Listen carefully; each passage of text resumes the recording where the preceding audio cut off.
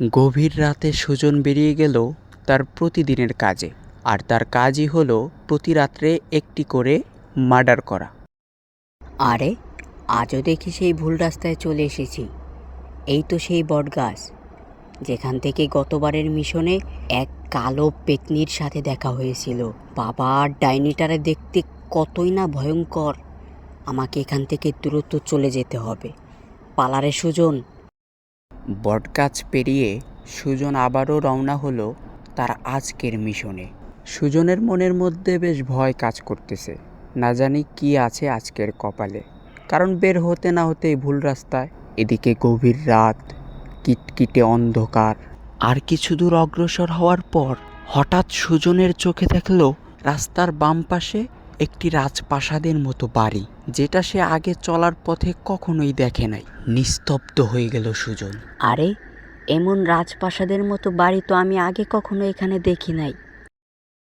এ কি বাড়িটা এমন রূপ বদলে গেল কেন? দেখতে কেমন ভুতুরে।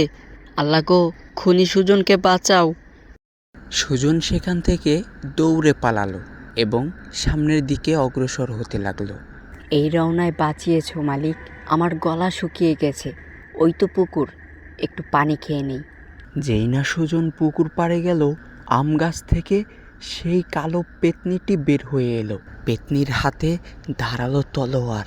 এ তুই আমার পুকুর পাড়ে, তোর কি জানিস না আমার এই পুকুরে আমি ব্যতীত অন্য কেউ হাত দিতে পারে না।